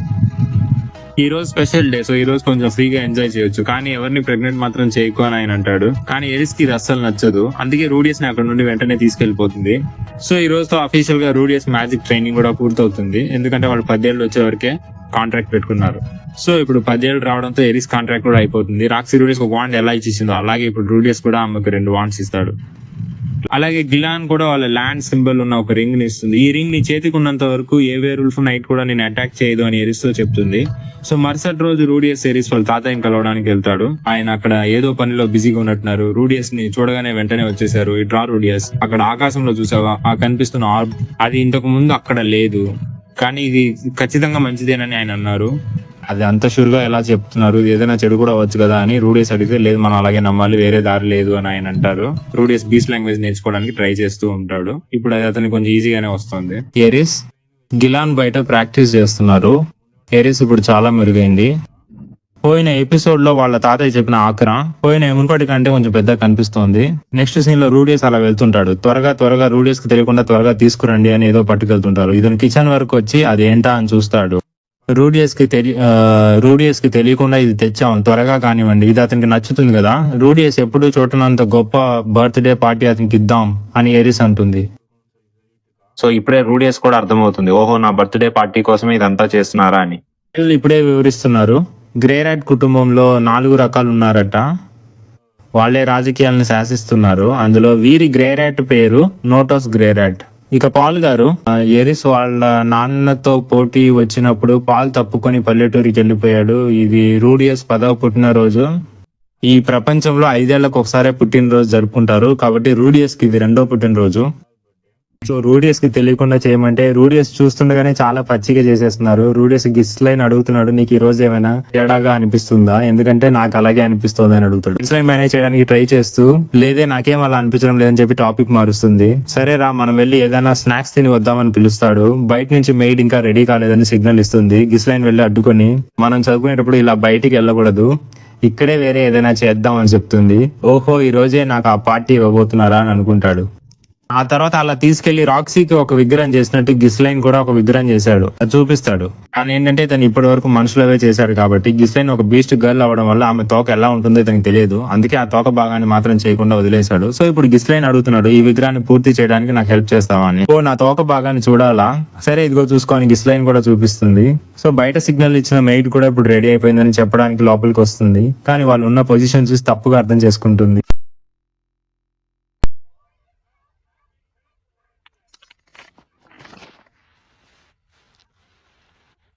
రూడియస్ ఏమీ తెలియనట్టు వాళ్ళతో కలిసి నటిస్తున్నాడు. ఇది విన్న ఎరిస్ తాతగారు చాలా కోపంగా, నేను ఇప్పుడే వెళ్లి పాల్ మీద యుద్ధం ప్రకటిస్తాను, అంటే ఈ నాటెడ్ ఆఫ్ గ్రేడెడ్ ఫ్యామిలీ మీద యుద్ధం చేసి మన రూడియస్ ని తర్వాత ప్రిన్స్ చేస్తాను అని చెప్తున్నాడు. తర్వాత ఎరిస్ వచ్చి, నీ కోసం ఇంకో సర్ప్రైజ్ ఉంది, అదేంటో గెస్ట్ చేయి అని అడుగుతుంది. రూడియస్ చాలా ఎక్సైటెడ్ గా, ఓ మా ఫ్యామిలీ నన్ను చూడటానికి వచ్చారా అని అడుగుతాడు. కానీ ఇది ఊహించిన ఎరిస్ కొంచెం బాధపడుతుంది. అయ్యో లేదు రూడీ, మేము అలాంటిదేమీ చేయలేదు అని అంటుంది. అది విన్న అక్కడ ఉన్న వాళ్ళందరూ కొంచెం ఫీల్ అవుతారు. ఇన్నాళ్ళు ఇతన్ని ఇష్టపడిన ఎరిస్ వాళ్ళ అమ్మకి కూడా ఇప్పుడు ఇతను నచ్చడం మొదలవుతుంది. ఆవిడ కూడా రూడియస్ కి ఏదైనా గిఫ్ట్ ఇవ్వాలనుకుని, నువ్వు కావాలంటే నా కూతుర్ని పెళ్లి చేసుకుంటావా అని అడుగుతుంది. ఇదంతా విన్న ఎరిస్ వాళ్ళ అమ్మతో, నాకు 15 ఏళ్ళు వచ్చాక చూద్దామంది, కానీ వాళ్ళ అమ్మ వయసుతో సంబంధం లేదు అని చెప్పింది. అప్పుడు రూడియస్ సరే నా కోసం ఏదో సర్ప్రైజ్ అన్నావు కదా అదేంటి అని అడుగుతాడు. అది ప్రపంచంలోనే గొప్ప క్రాఫ్ట్స్మన్ తయారు చేసిన వాళ్ళ దేశంలోని రేర్ మినరల్స్ తో చేసిన ఒక ఆర్బ్. రూడియస్ మ్యాజిక్ వాడతాడు కాబట్టి అతనికి ఒక వాండ్ కావాలి. ఆ వాండ్ నే చేయించారు. దాని పేరు ఆక్వా హార్టియా. రూడియస్ ఇవన్నీ చూసి చాలా హ్యాపీగా ఫీల్ అయ్యి ఇది నాకు ఇచ్చినందుకు చాలా థ్యాంక్స్ అని చెప్తాడు. ఇక పార్టీ అంతా అయిపోయింది. ఇక్కడ రూడియస్ ఎరిస్ వాళ్ళ నాన్న ఇద్దరు కూర్చుని మాట్లాడుకుంటున్నారు. ఎరిస్ కి 2 అన్నదమ్ములు ఉన్నారట. వాళ్ళు పుట్టిన వెంటనే ఈ కింగ్డమ్ కోసం వాళ్ళని తీసుకెళ్లిపోయారట. సో ఈ గ్రేరాట్ ఫ్యామిలీ మొత్తానికి ఈ కింగ్డమ్ లో ఒక మెయిన్ లీడర్ ఉంటారు. ఆయన కింద ఇలాంటి చాలా రాజ్యాలు, చిన్న చిన్న రాజులు అందరూ వచ్చి ప్రాక్టీస్ తీసుకోవాల్సి ఉంటుంది. అందుకే ఇలాంటి చిన్న లీడర్స్ పిల్లల్ని వాళ్లే పెంచి ట్రైన్ చేస్తారట. అందుకే ఎరిస్ వాళ్ళ అమ్మకి రూడియస్ అంటే అస్సలు ఇష్టం లేదు. తన సొంత కొడుకులు ఈ ప్యాలెస్ లో ఉండలేకపోతున్నారు, కానీ ఎవరో బయట వ్యక్తి వచ్చి ఇక్కడ హాయిగా ఉంటున్నారనే చిన్న బాధ తనకి. సో పవర్ ఉన్న వాళ్ళే ఈ హౌసెస్ కి లీడర్ అవ్వాలి. వాళ్ళ అమ్మ ప్రవర్తన గురించి పట్టించుకోవద్దని రూడియస్ తన శక్తితో ఈ ఇంటిని అదుపులోకి తీసుకోవచ్చని అని చెప్తాడు. దానికి రూడియస్ అది ఎలా సాధ్యం అని అడుగుతాడు. ప్రస్తుతానికి ఎరిస్ ని పెళ్లి చేసుకుంటానని చెప్పు, ఆ తర్వాత నీకున్న పవర్ కి నువ్వు గొప్ప మేజ్ కాబట్టి ఈ హౌసెస్ మొత్తాన్ని కంట్రోల్ చేయొచ్చు అని చెప్తాడు. రూడియస్ కి కొంచెం భయంగా ఉంది, ఏం డిసిషన్ తీసుకోవాలో అర్థం కావట్లేదు. అందుకే ప్రస్తుతానికి దీని గురించి మాట్లాడొద్దు అని చెప్పి స్కిప్ చేస్తాడు. సో రూడియస్ ఇప్పుడు నిద్రపోవడానికి వెళ్తాడు. తన రూమ్ లో చూస్తే ఎరిస్ కూర్చుని ఉంటుంది. ఏంటి అని అడిగితే ఈ రోజు నీ బర్త్డే కదా, అందుకే నీతో కాసేపు ఉంటాను అని చెప్తుంది. సో రూడియస్ తో ఎరిస్ కూడా చెప్తుంది నీకేం ఇష్టమో అది ఇప్పుడు మనం చేయొచ్చు అని. ఎరిస్ చాలా షై ఫీల్ అయ్యి రూడియస్ ని గట్టిగా కొట్టి వెళ్ళిపోతుంది. రూడియస్ కూడా చాలా బాధపడతాడు. అరే మన తన ఫీలింగ్స్ అసలు అర్థం చేసుకోలేదు, నా కోసమే కదా తను సర్ప్రైజ్ పార్టీ అరేంజ్ చేసింది, ఫుడ్ కూడా తనే వండి తీసుకొచ్చింది, ఇదిగో ఈ బాండ్ కూడా తనే నాకు గిఫ్ట్ గా ఇచ్చింది, కానీ నా ఫీలింగ్స్ మాత్రమే చూసుకుని తన ఫీలింగ్స్ అర్థం చేసుకోలేదని రూడీ బాధపడుతున్నాడు. అప్పుడు ఎరిస్ తిరిగి వచ్చి వీటన్నిటికీ ఇంకా చాలా టైం ఉంది రూడీ అని చెప్తుంది. ఇప్పుడు వద్దు కానీ నేను నీకు ప్రామిస్ చేస్తున్నాను, నీకు ఇంకా వయసు ఉంది, అది మారాక అప్పుడు నువ్వు అడిగింది ఇస్తాను అని చెప్తుంది. రూడియోస్ నేను చేసిన దానికి సారీ, నన్ను క్షమించు అని అంటుంది. ఆ తర్వాత ఈ న్యూస్ అంతా విన్నాను. వాడు చాలా సరదాగా తిరుగుతున్నాడు. అప్పుడే వాడికి సడన్ గా గుర్తొస్తుంది మన సొంత ఊర్లో సోఫీ అని ఒక అమ్మాయి ఉందని. నిజానికి ఎరిస్ ఫ్యామిలీ రూడియోస్ ఫ్యామిలీని పిలిచుంటారు, మేము ఈ 10th బర్త్డే సెలబ్రేట్ చేస్తున్నాము, మీరు కూడా వచ్చి జాయిన్ అవ్వండి అని. కానీ వాళ్ళ నాన్న కొంచెం బిజీగా ఉండడం వల్ల వాళ్ళు రాలేకపోతారు. ఇప్పుడు ఆ పనిని చూపిస్తున్నారు. చాలా బీస్ మీ ఊరి మీద కంటిన్యూస్ గా అటాక్ చేస్తూనే ఉన్నాయి. వాటిని చంపడానికి మీ నాన్న కూడా వెళ్లారు. ఈ మాన్స్టర్స్ అన్ని నా కొడుకు బర్త్డే కి కూడా నన్ను వెళ్ళనివ్వడం లేదని కోపంతో వాటిని తిడుతూ చంపేస్తున్నారు. సో సోఫీ వచ్చి రూడియోస్ ఫ్యామిలీని అంతా బాగా చూసుకుంటుంది, సరదాగా ఫ్రెండ్లీగా మాట్లాడుతుంది. అలాగే సోఫీ రూడియోస్ కోసం ఒక గిఫ్ట్ తయారు చేస్తుంది, అది ఇవ్వడానికి వెళ్తుంది. $1 లాంటివి చేసి ఉంటుంది. దీన్ని లీలాకి ఇచ్చి రూడీకి ఇవ్వమని చెప్తుంది. రూడియోస్ అమ్మ కూడా సోఫీ ఇంత త్వరగా ఇవన్నీ మర్చిపోయి నార్మల్ గా ఉంటుందని నేను అసలు ఊహించలేదు అంటుంది. తను ఎప్పుడు ఏడుస్తూనే ఉండేది, ఇప్పుడు పర్వాలేదు, తనకి కొంచెం ధైర్యం వచ్చింది, ధైర్యంగా ఉంది అంటున్నారు. సోఫీ మీ చెల్లితో కూడా బాగా సరదాగా ఆడుకుంటోంది. రూడియోస్ నాన్న కూడా ఆ బీస్ ని హంట్ చేసి ఇప్పుడు ఇంటికి వచ్చారు. రాను మన రాజ్యంలో వింతలు జరుగుతున్నాయి. ఇప్పుడు అక్షరా రాజ్యంలో ఉన్న రాక్షసిని చూపిస్తున్నారు. తాతయ్య చెప్పిన గోళం ఆ రాజ్యంపై పెద్దగా కనిపించింది. ఆ తర్వాత వేరొకరిని చూపిస్తున్నారు. ఇప్పుడు ఆ డ్రాగన్ అటాక్ చేయడానికి వస్తుంది. ఇతను కూడా లైట్ గా వెనక్కి తిరిగి చూస్తాడు, కానీ ఆ డ్రాగన్ ఇతను అటాక్ చేయకుండానే వెళ్ళిపోతుంది. ఇప్పుడు ఇంకొక చిన్న పిల్ల లాంటి క్యారెక్టర్ ని చూపిస్తారు. తను డీమన్ కింగ్డమ్ నుండి వచ్చానని చెప్పుకుంటూ ఒంటరిగా వెళ్తూ ఉంటుంది. ఈ సీన్ నేను ముందే చూశాను. డీమన్ గాడ్ లాప్లాస్ ని మళ్ళీ రివైవ్ చేయడానికి ట్రై చేస్తున్నారా అని ఒక వాయిస్ వినిపిస్తుంది. అతను తన సోల్జర్స్ అందరినీ సమన్ చేస్తాడు, ఈ ఆర్మ్ ని మీదట పెరగనివ్వకండి, దీన్ని ఎవరు కాస్ట్ చేశారో తెలుసుకుని ఆ కాస్ట్ ని చంపేయండి అని చెప్తాడు. ఇప్పుడు రూడియస్, గ్లైన్, ఎరిస్ ముగ్గురు ఒక పెద్ద ఫీల్డ్ లోకి వస్తారు. ఎందుకంటే రూడియస్ ఇప్పుడు తన పవర్ఫుల్ మ్యాజిక్ ని వాళ్ళు కాస్ట్ చేసి చూపించబోతున్నాడు. రూడియస్ ఆ స్పెల్ ని కాస్ట్ చేస్తాడు, కానీ అక్కడ ఏదో వేరే జరుగుతూ ఉంటుంది. రూడియస్ నిజానికి ఆ స్పెల్ ని కాస్ట్ చేయలేదు, మధ్యలోనే ఆపేస్తాడు. ఇప్పుడు ఆకాశంలో ఏదో వింతగా జరుగుతోంది. గ్లైన్ ఇక్కడ ఉండటం మంచిది కాదు, మనం త్వరగా కింగ్డమ్ కి వెళ్ళిపోదాం అంటాడు. మెరుపులాగా ఏవేవో వచ్చి అటాక్ చేస్తాయి. గ్లైన్ వాటన్నిటిని ఎదుర్కొంటూ ఫైట్ చేస్తూ ఉంటాడు. అసలు అటాక్ చేసింది ఎవరనేది ఇప్పుడు చూపిస్తారు. కాసేపటి క్రితం ఒకరిని చూపించారు కదా, ఆ ఆర్బ్ కి కారణం ఎవరో కనిపెట్టి చంపేయమన్న వ్యక్తి. అతను చెప్తాడు, ఈ మేజ్ ని నేను ఇప్పుడు చంపాలి, నువ్వు ఎందుకు అడ్డుగా ఉన్నావు, పక్కకి తప్పుకో అని. అక్కడ ఏం జరుగుతుందో అర్థం చేసుకోవడానికి రూడియస్ ట్రై చేస్తాడు. నిజానికి అతను ఏమనుకుంటాడంటే రూడియస్ తన పవర్ ని యాక్టివేట్ చేయడం చూసి ఇతనే ఆ ఆర్బ్ ని కంట్రోల్ చేస్తున్నాడని పొరబడతాడు. కానీ వీళ్ళు ఇవన్నీ మాట్లాడుకునే లోపే ఆ ఆర్మ్ పెద్దగా బ్లాస్ట్ అవుతుంది. అతను అక్కడ నుండి ఎస్కేప్ అయిపోతాడు. ఆ బ్లాస్ట్ ని చూడగానే గ్లైన్ రూడియస్ దగ్గరికి రావడానికి ట్రై చేస్తాడు, కానీ రాలేకపోతాడు. రూడియస్ ఎరిస్ ని పట్టుకుంటాడు, ఇద్దరు ఆ బ్లాస్ట్ లో చిక్కుపోతారు. అప్పుడు ఆ పెద్ద ఫ్లాష్ తర్వాత చూస్తే రూడియస్ కళ్ళు తెరుస్తాడు. యాక్చువల్లీ ఇతను తన పాత హ్యూమన్ ఫామ్ లోనే ఉంటాడు. అప్పుడు రూడియస్ దగ్గరికి ఒక ఆయన వచ్చి మాట్లాడతాడు. చూడటానికి ఫుల్ గా ఫాగ్ లా ఉంటాడు. ఆయన పేరు మ్యాన్ గాడ్. రూడీ కొన్నాళ్ళుగా చూస్తున్నా. నువ్వు చాలా సంతోషంగా సరదాగా ఉన్నావు కదా, కానీ ఒక షో ఇలా సరదాగా సాగిపోతే అసలు బాగుండదు, అందుకే నేను మధ్యలోకి వచ్చాను అంటాడు. కానీ నువ్వేం భయపడకు, నేను నీ వైపే ఉంటాను. ఇప్పుడు రూడియస్ కి అతను ఒక హింట్ లాగా ఇస్తాడు, అసలు ముందు ముందు ఏం జరగబోతుందో అది నాకు మొత్తం చెప్పడానికి నాకు అథారిటీ లేదు, అందుకే చెప్పగలిగినంత చెప్తాను. రూడియస్, నువ్వు కళ్ళు తెరిచాక నీకు ఒకరు సహాయం చేస్తారు, నువ్వు కూడా అతనికి సహాయం చేయాలి, అతని సమస్యను నువ్వే పరిష్కరించాలి అని చెప్తాడు. ఇప్పుడు రూడియస్ ఆయన చెప్పినట్టే కళ్ళు తెరుస్తాడు. పక్కన చూస్తే ఎరిస్ కూడా అక్కడే ఉంటుంది. అసలు తన్ని ఎవరు కాపాడారు అని కొంచెం క్లోజ్ గా గమనిస్తాడు. ఫస్ట్ ఎపిసోడ్ లో రాక్సీ చెప్పుంటుంది, రెడ్ కలర్ లో రాల్డ్ ఇంకా గ్రీన్ కలర్ హెయిర్ ఉన్న వాళ్ళని ఎవరిని చూసినా వాళ్ళ దగ్గరికి వెళ్ళొద్దు అని. అందుకే రూడియస్ భయంతో వాళ్ళని అటాక్ చేయడానికి తన వాన్ తీస్తాడు. అది చూసిన ఆ బీస్ట్ మ్యాన్ నాకు నిన్ను కొట్టాలని ఏమీ లేదు అని చెప్పి వెనక్కి తిరిగి వెళ్ళిపోతాడు. అప్పుడు రూడియస్ అతనితో మాట్లాడడానికి ట్రై చేస్తాడు. రూడియస్ కి 3 లాంగ్వేజ్ తెలుసు కాబట్టి ఆ 3 లాంగ్వేజ్ లోనూ అంతా మాట్లాడడానికి ట్రై చేస్తాడు. అతనికి ఇది కొంచెం వింతగా అనిపిస్తుంది. మీరు హ్యూమన్స్ అని నాకు తెలుసు, ఆకాశం నుంచి కింద పడుతుంటే నేను పట్టుకున్నాను, మీకు ఈ చలి అసలు పడదు అని నాకు తెలుసు, అందుకే మిమ్మల్ని ఇక్కడ ఉంచాను అంటాడు. మా దగ్గర ఇంకేదైనా బీస్ట్ మ్యాన్ ని చూసారా అని రూడియస్ అడుగుతాడు. లేదు, నేను చూడలేదు అని ఆయన అంటాడు. కానీ నాకు ఒక డౌట్, నన్ను చూసి నీకు భయం వేయడం లేదా అని అడుగుతాడు. మా ప్రాణాలు కాపాడిన ఒకరిని చూసి భయపడటం చాలా తప్పు అని అంటాడు. నువ్వు చాలా వింతగా ఉన్నావు అంటాడు ఆయన. అప్పుడు రూడియస్ తనని తాను ఇంట్రడ్యూస్ చేసుకుంటాడు, నా పేరు రూడియస్ గ్రేరాట్ అని. ఆయన కూడా తన పేరు చెప్తారు. సో ఆయనకి ఇంకా అర్థం కాలేదు, కానీ రూడియస్ మాత్రం మెల్లగా క్లోజ్ అవుతున్నాడు. అవును, మనం ఇప్పుడు ఎక్కడ ఉన్నామని అడుగుతాడు. ఆయనది డీమన్ కాంటినెంట్ అంటారు. ఇక్కడికి ఎలా వచ్చావో నీకు గుర్తుందా అని అడుగుతారు. నాకు గుర్తులేదు, ఒక పెద్ద మేజిక్ ఎక్స్ప్లోషన్ జరిగింది, అందులో నేను చిక్కున్నాను అంటాడు. నువ్వు భయపడకు, నేను ఉన్నంత వరకు నీకు ఏమీ కాదు, నేను నిన్ను ప్రొటెక్ట్ చేస్తాను అంటారు. నిన్ను నీ సొంత ఊరికి తీసుకెళ్లి వదులుతానని నేను నీకు ఖచ్చితంగా మాట ఇస్తున్నాను అని చెప్తారు. ఇప్పుడే ఎరిస్ నిద్రలేస్తుంది, లేవగానే అరవడం మొదలు పెడుతుంది. నన్ను చంపకు, నేను మంచి అమ్మాయిని, గిల్లీని ఎక్కడున్నావు, వచ్చి నన్ను కాపాడు.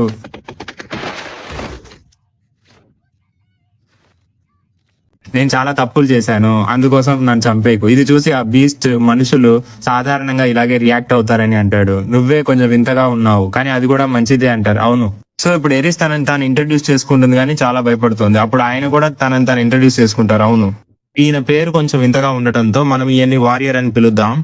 సో ఎరిస్ ఇప్పుడిప్పుడే కొంచెం నార్మల్ అవుతోంది. వాళ్ళ అమ్మ చిన్నప్పుడు చెప్పుంటుంది కదా, ఇలా రెడ్ కలర్ ఎమరాల్డ్ ఉన్న వాళ్ళ దగ్గరికి వెళ్ళకూడదని, అందుకే తను బాగా భయపడింది. కానీ ఇప్పుడు ఈ వారియర్ చూస్తుంటే అంత భయంగా ఏమీ లేడు, వీళ్ళతో కొంచెం ఫ్రెండ్లీగానే అయిపోయాడు. అవును. సో రూడియస్ కూడా నువ్వు ఆయనతో ఫ్రెండ్లీగా ఉంటావా అని అడిగితే తను కూడా ఒప్పుకుంటుంది. ప్రస్తుతానికి అంతా నార్మల్ గానే ఉన్నా, మనం ఒక పెద్ద ప్రాబ్లం లోనే చిక్కున్నాం. అవును, ఈ రోజు పడుకుని రేపు లేస్తేనే ఏం జరగబోతుందో తెలుస్తుంది. అవును, ఎంత త్వరగా వీలైతే అంత త్వరగా నేను ఇంటికి వెళ్ళిపోవాలని వాడు అంటున్నాడు. మరుసటి రోజు ఉదయం ఆ ఎండిపోయిన ఎడారిలో అందరూ నడుచుకుంటూ వెళ్తుంటారు, చాలా దూరం ప్రయాణం చేస్తారు. అప్పుడు ఎరిస్ వాళ్ళ నుదుటి మీద ఉన్నది ఏంటని అడుగుతాడు. నిజానికి అది కేవలం ఎమరాల్డ్ అని పేరు కోసం మాత్రమే కాదు, తన చుట్టుపక్కల ఏదైనా క్రూర మృగం వస్తే దాని ద్వారా తను చాలా త్వరగా పసిగట్టగలడు. అలా మాట్లాడుకుంటూనే పక్కనే ఉన్న ఒక విలేజ్ దగ్గర కూడా వచ్చేస్తారు.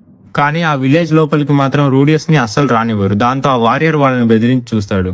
అందుకే ఆ సోల్జర్ కూడా నేను హైయర్ ఆఫీసర్స్ తో మాట్లాడొస్తానని చెప్పి అక్కడి నుంచి వెళ్తాడు. ఆ ఊరిని చూడగానే రూడియస్ కి ఏదో పాత విషయం గుర్తొస్తుంది. అప్పుడే ఆ ఊరి పెద్ద కూడా అక్కడికి వస్తారు. అతనితో రూడియస్ బీస్ట్ లాంగ్వేజ్ లోనే మాట్లాడటం మొదలు పెడతాడు. అక్కడ ఉన్న ఆ చీఫ్ రూడియస్ మెడలోని పెండెంట్ చూడగానే వెంటనే గుర్తుపడతారు. ఇది నీకెవరు ఇచ్చారు అని అడుగుతారు. నా మాస్టర్ ఇచ్చారు, ఆవిడ పేరు రాక్సీ అని చెప్తాడు. ఆ పేరు వినగానే అక్కడ ఉన్న ఇంకొక వ్యక్తి చాలా షాక్ అవుతాడు. అప్పుడే ఆయన చెప్తారు రాక్సీ వాళ్ళ తెగకు చెందిన అమ్మాయేనని. నిజానికి రాక్సీ సొంత ఊరు కూడా ఇదే. అప్పుడు ఆ ఊరి పెద్దకి జరిగినంత వివరంగా చెప్తారు. ఇలా మానా పవర్ రావడం వల్ల మేము ఇక్కడికి మారి వచ్చేసామని.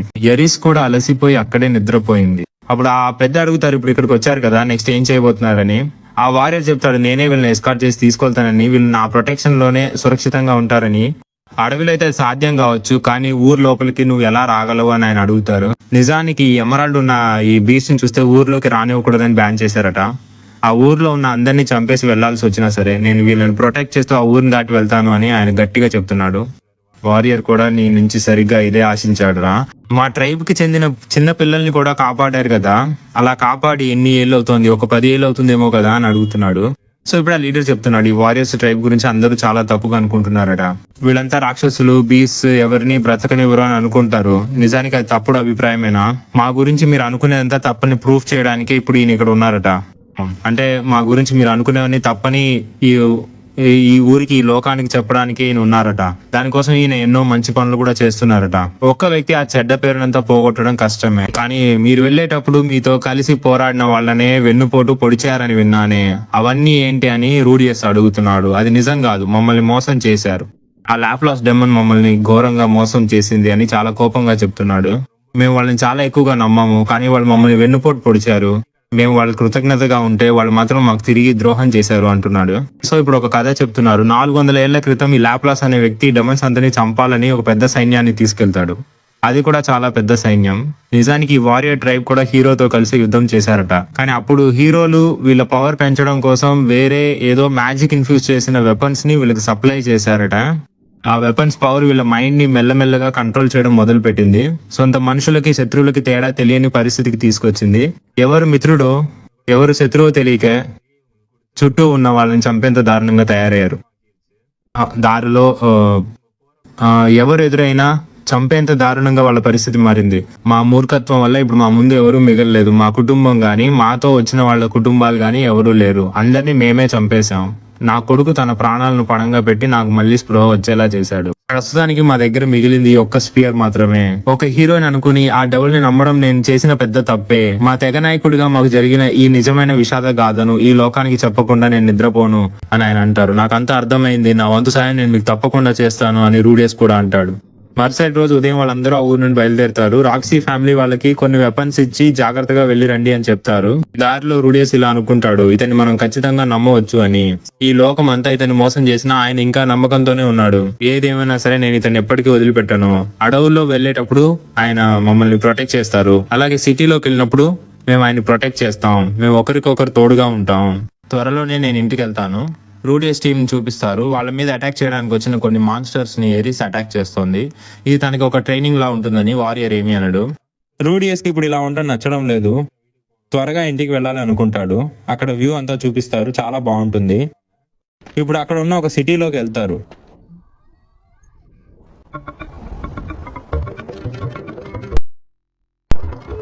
ఎంట్రన్స్ దగ్గర చాలా కఠినంగా చెక్ చేస్తున్నారు. అందుకే ఆ వారియర్ని లోపలికి తీసుకురావడం కస్టమర్ రూడీ అంటున్నాడు. కానీ ఎలాగైనా లోపలికి వస్తానని వారియర్ చెప్తున్నాడు. రూడియస్ ఆయన్ని వెయిట్ చేయమని చెప్పి అప్పుడే తనకు ఐడియా వస్తుంది. సో రూడియస్ కి బీస్ట్ లాంగ్వేజ్ తెలుసు కాబట్టి తను వెళ్ళి ఆ బీస్ట్ తో మాట్లాడే లోపలికి వెళ్తాడు. వాళ్ళు కూడా ఏమీ అనకుండా సరే మీరు లోపలికి వెళ్ళొచ్చు అంటారు. ఇప్పుడు సీన్ కట్ చేస్తే ఊరిలో ఉన్న పరిస్థితులను చూపిస్తారు. ఎరిస్ అక్కడికి వెళ్ళగానే ఒక బట్ట కొనుక్కుని వేసుకుంటుంది. రూడియస్ ఏమో బడ్జెట్ లోనే అన్ని పూర్తి చేయాలని చూస్తుంటాడు. సో వీళ్ళకి డబ్బులు అవసరం కాబట్టి అక్కడ ఉన్న అడ్వెంచర్స్ గిల్డ్ లో జాయిన్ అవుదాం అనుకుంటారు. అక్కడికి రాగానే వారియర్ కి మంచి బిల్డప్ తో క్లాసిక్ ఎంట్రీ ఇస్తారు. అడుగుతారు. రూడియస్ వారియర్ తల రంగుని మార్చేసి ఉంటాడు. కానీ రూడియస్ తన ఐడెంటిటీ మాత్రం దాచలేదు. వారియర్ అసలు ఐడెంటిటీనే చెప్తాడు. ఈయనకి ఎదురు వెళ్ళిన వాళ్ళు ఎవరు ప్రాణాలతో ఉండరు, అందరినీ చంపేస్తారు అని చెప్తాడు. వాళ్ళ రేస్ పేరు చెప్తూ డెడ్ ఎండ్ అని అంటాడు. కానీ అక్కడ ఉన్న వాళ్ళంతా నవ్వుతారు, అస్సలు నమ్మరు. ఎందుకంటే అలాంటి వాళ్ళ జుట్టు గ్రీన్ కలర్ లో ఉండాలని వాళ్ళకి ముందే తెలుసు. సో తను నిజం చెప్పినా అది ఒక కామెడీలా అనిపించడంతో రూడియస్ కి కూడా ఓకే అనిపిస్తుంది. అక్కడ ఉన్న రిసెప్షనిస్ట్ వీళ్ళకి కార్డ్స్ ఇస్తుంది. సో వీళ్ళ పార్టీ పేరు డెడ్ ఎండ్. ఇప్పుడు రూడియస్ టీం ఆ అడ్వెంచర్ గిల్డ్ నుండి బయటకు వస్తారు. బయట చూస్తే ప్యాలెస్ మెరుస్తుండగా వాళ్ళు బస చేసేందుకు ఒక గది బుక్ చేసుకుంటారు. అప్పుడే అక్కడికి వాళ్ళలాంటి మరో కొత్త అడ్వెంచర్ బృందం వస్తుంది. మనం కలిసి వెళ్దాం, మేము కూడా కొత్త అడ్వెంచరర్లమే అని వాళ్ళు అంటారు. ఎరిస్ భుజం మీద చేయి వేస్తారు. ఎరిస్ ఆ చేతిని విదిలించినప్పుడు తెలియకుండా తను కొత్తగా కొనుక్కున్న బట్టను ఊడిపోతుంది. ఇంకేముంది, ఎరిస్ వాళ్ళని చితక్కొట్టేస్తుంది. రూడియస్ వెళ్లి సర్ది చెప్పి ఆపుతాడు, ఫీల్ అవుతాడు. ఆ తర్వాత వాళ్ళతో నార్మల్ గా మాట్లాడి ఫ్రెండ్స్ అయిపోతారు. ఈ రోజు నైట్ ఆ రూమ్ లో ఉన్నప్పుడు రూడియస్ మళ్ళీ తన స్పిరిచువల్ బాడీలోకి వెళ్తాడు. అక్కడ ఆ మ్యాన్ గార్డ్ ని చూసి మాట్లాడతాడు. పర్వాలేదు, నేను చెప్పిన అడ్వైస్ నువ్వు బాగానే తీసుకున్నావు, కరెక్ట్ గానే వాడుతున్నావు అని అంటాడు.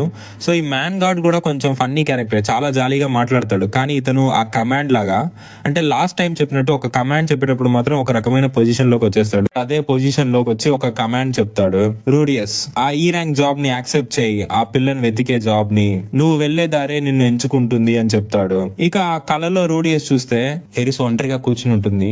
రూడియస్ ఏంటి నిద్ర రావడం లేదా అని అడుగుతాడు. ఎరిస్ చాలా బాధగా, మనం మళ్ళీ ఇంటికి ఎలా వెళ్తాం, నీకు వెళ్తామనే నమ్మకం ఉందా అని అడుగుతుంది. గిలైన్ కి మా తాతయ్యకి ఏమీ జరిగి ఉండదు కదా అని చాలా బాధగా అడుగుతుంది. ఏమీ జరిగి ఉండదు అని రూడియస్ చెప్తాడు.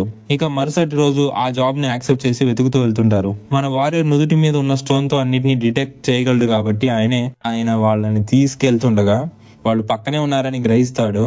వెంటనే అక్కడ ఒక చిన్న గొడవ జరుగుతుంది.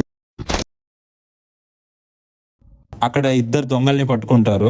ఒకడు రూడియస్ ని అటాక్ చేయగానే వారియర్ కి కోపం వచ్చేస్తుంది. అది చూసిన వారియర్ కి వెంటనే కోపం వచ్చి వాడిని చంపేస్తాడు. ఇది చూసిన రూడియస్ కొంచెం షాక్ అవుతాడు. దాన్ని చూసి అక్కడి మాన్స్టర్స్ దొంగలు పారిపోతారు. సో రూడియస్ అతనితో చెప్తాడు, నువ్వు ఇకపై ఎవరిని చంపకు అని. దానికి వారియర్, వాళ్ళు నిన్ను ఎంత హింసించినా చంపకూడదు అని అడుగుతాడు. ప్రజలకి దాని గురించి పట్టదు, ఎవరైనా సరే చంపడం అనేది తప్పు, ఎందుకంటే మీ వంశానికి ఇప్పటికే ఒక చెడ్డ పేరు ఉంది, ఇలా చంపడం వల్ల అది ఇంకా పెరుగుతుంది అని చెప్తాడు. ఇది వినడానికి చాలా మూర్ఖంగా ఉందని వారియర్ అంటాడు. ఇంతసేపు రూడియస్ ఆ వారియర్ కి ఇచ్చినటువంటి సలహాలన్నీ కూడా అక్కడ దొరికిపోయిన ఆ ఇద్దరు దొంగలు వినేస్తారు. సో ఇప్పుడు వాళ్ళకి కూడా ఈ వారియర్ ఎవరినైతే తెలిసిపోతుంది. అప్పుడు రూడియస్ వాళ్ళని అడుగుతాడు, మీరు ఖచ్చితంగా అడ్వెంచరస్ అయి ఉంటారని, అంటే ఈ దొంగల సహాయంతోనే నేను తప్పిపోయిన ఆ బాబుని వెతకవచ్చు అని చెప్తాడు. ఇది చూసి వారియర్ కి చాలా కోపం వచ్చేస్తుంది. ఇతర ప్రాణాలను గౌరవించడం తెలియని ఇలాంటి దొంగలతో కలిసి నేను అస్సలు పని చేయను అని తేల్చి చెప్తాడు. అప్పుడు ఎరిస్ కూడా వచ్చి వారియర్ కి నచ్చ చెప్పడానికి ట్రై చేస్తుంది ఇదంతా తప్పని. అసలు మీరు ఏం చేస్తున్నారో నాకు అర్థం కావట్లేదని వారియర్ అంటాడు. ఎరిస్, రూడియస్ ఇదంతా మనం ఇంటికి వెళ్ళడం కోసమే చేస్తున్నారని చెప్పి అతనికి అర్థమయ్యేలా చెప్తుంది. అప్పుడు వారియర్ ఒక ప్రామిస్ చేస్తాడు, నేను ఒకసారి మాట ఇస్తే గనుక వాళ్ళని ఇంటికి చేర్చడంలో విఫలంగానని రూడియస్ అంటాడు. తర్వాత సీన్ లో అందరూ కలిసి రిజిస్టర్ చేసుకుంటారు. అంటే వాళ్ళు బేసిక్ లెవెల్ అడ్వెంచరర్స్ నుండి పై స్థాయికి వెళ్లారు, వాళ్ళు అనుభవజ్ఞులైన సాహసికులుగా మారారు. ఇప్పుడు రాక్సీని చూపిస్తారు. ఆ ప్రళయంలో జరిగిన మానవ విస్ఫోటనంలో చనిపోయిన వారి పేర్లన్నీ ఒక బోర్డుపై రాసి ఉన్నాయి. రాక్సీ ఆ పేర్లను చదువుతుంది. లిస్ట్ లో రూడియస్ ఫ్యామిలీ పేర్లు లేవు. వాళ్ళు తప్పించుకున్నందుకు ఆమె సంతోషించింది. ఇంతలో అక్కడ ఇద్దరు కొత్త వాళ్ళు కనిపిస్తారు. వాళ్ళ ఒక లెటర్ దొరుకుతుంది. అందులో పాపనే స్వయంగా ఆ లేఖ రాసి ఉంటాడు. రూడియస్ ఎక్కడున్నా జాగ్రత్త, జీనత్, లీలియా, ఐషా వీళ్ళు ముగ్గురు కనిపించడం లేదని రాసి ఉంటుంది. నువ్వు ఇప్పుడు ఎక్కడ ఎవరితో ఎలా ఉన్నావో తెలియదు, కానీ ఈ లెటర్ చూస్తే నువ్వు ఖచ్చితంగా ఇంటికి వచ్చేస్తావు. నువ్వు చాలా స్ట్రాంగ్ అని నాకు తెలుసు, అందుకే నేను చివరిగా పిలుస్తున్నాను. వెతకడానికి వస్తున్నా. మీ అమ్మ పుట్టి పెరిగిన మిల్లర్స్ కాంటినెంట్ కి వెళ్తున్నాను. లీలియా కుటుంబానికి కూడా మెసేజ్ పంపాను. నువ్వు వెళ్ళి central continent north side enquiry చెయ్యి. వాళ్ళ గురించి ఏమైనా ఇన్ఫర్మేషన్ తెలిస్తే నాకు చెప్పు. జీనత్, లీలియా మీరు కూడా ఈ పేపర్ చూస్తే అదే చేయండి. అలాగే ఈ పేపర్ చదువుతున్న మా ఫ్యామిలీని ఎవరైనా కనిపెట్టినా సరే, లేదా నా పాత పార్టీ అయిన ఫ్యాంక్స్ ఆఫ్ ది బ్లాక్ కుల్ఫ్ లో ఉన్న నా పాత మెంబర్స్ అయినా సరే, మీ అందరి హెల్ప్ నాకు చాలా అవసరం. మీకు దొరికిన ప్రతి చిన్న విషయాన్ని ఆ కోఆర్డినేట్స్ అన్నింటినీ గిల్డ్ కి పంపండి. సెర్చ్ టీమ్ పేరు పాల్ గ్రేరాడ్. దీంతో లెటర్ పూర్తయింది. ఇక నెక్స్ట్ డే చూపిస్తారు. వాళ్ళు ఒక కొత్త జాబ్ తీసుకుని దాన్ని పూర్తి చేయడానికి వెళ్తుంటారు. అక్కడికి వెళ్తే అదే జాబ్ కోసం మరో గిల్డ్ కూడా ఉంటుంది. రూడియస్ వాళ్ళని ముందు వెళ్ళనిచ్చి మనం వెనకాల వెళ్దామంటాడు. ఇంతలో ఒక మాన్స్టర్ వస్తుంది. దాన్ని వాళ్ళు హ్యాండిల్ చేయలేరని నేను వెళ్తాను అంటాడు వారియర్. కానీ రూడియస్ మాత్రం వెయిట్ చేయమని చెప్తాడు. ఇప్పుడు ఇంకా చాలా మాన్స్టర్స్ వాళ్ళని చుట్టుముట్టడం స్టార్ట్ చేస్తాయి. వారియర్ వెళ్తానన్నా కూడా రూడియస్ మాత్రం వెయిట్ చేయమంటాడు. అంటే రూడియస్ ప్లాన్ ఏంటంటే లాస్ట్ మినిట్ లో వెళ్ళి హెల్ప్ చేస్తేనే మన పార్టీ పేరు బాగా డెవలప్ అవుతుందని అనుకుంటాడు. మనం త్వరగా మంచి డబ్బులు సంపాదించవచ్చు అని చెప్తాడు. కానీ తను ఇక్కడ వెయిట్ చేసే లోపే అక్కడ ఒక ప్రాణం పోతుంది. ఇది చూసి వారియర్, ఎరిస్ ఇద్దరు ఆ మాన్స్టర్స్ మీద అటాక్ చేయడానికి వెళ్తారు. చూస్తే అది ఒక నిమిషం పని అనిపిస్తుంది, కానీ దాన్ని కూడా ఇంకో గిల్డ్ వాళ్ళు చేయలేకపోయారు. ఇప్పుడు వారియర్ వచ్చి రూడియస్ తో మాట్లాడతాడు. నేను అనుకుంటే వాడిని కాపాడు ఉండేవాడిని, నీ స్వార్థం కోసం ఇప్పుడు ఆ అబ్బాయి చనిపోయేలా చేసావు అంటాడు. అప్పుడు ఆ పార్టీ టీం లీడర్ వచ్చి మాట్లాడుతుంది, ఇందులో అతను తప్పేమీ లేదు, ఏది సరైన అడ్వెంచర్ తెలియక అదిగా ఆశపడి పోరాటానికి వచ్చామని ఆమె చెప్తుంది. కానీ వారియర్, అది మీ సమస్య కాదు, మా టీం సమస్య అంటాడు. ఆమె మాత్రం అతని తప్పు లేదు, రూడియస్ ని వదిలేయమని వేడుకుంటుంది అని అడుగుతున్నారు. ఇది చూసిన వారియర్ కి వాళ్ళ మధ్య ఉన్న ఆ బాండింగ్ అసలు అర్థం కావట్లేదు. మీ కామ్రేడ్ ఒకటి చనిపోయాడు, కానీ మీరేంటి ఇలా సపోర్ట్ చేస్తున్నారు అని అడుగుతాడు. దాంతో ఆ టీం లీడర్ అక్కడే ఆడడం మొదలు పెడతాడు. అది చూసి ఇక చేసేదేం లేక వాళ్ళని ఓదార్చి అక్కడ నుండి బయలుదేరుతారు. ఇప్పుడు వాళ్ళ ప్రయాణంలో ఇంకో మాన్స్టర్ ఎదురవుతుంది.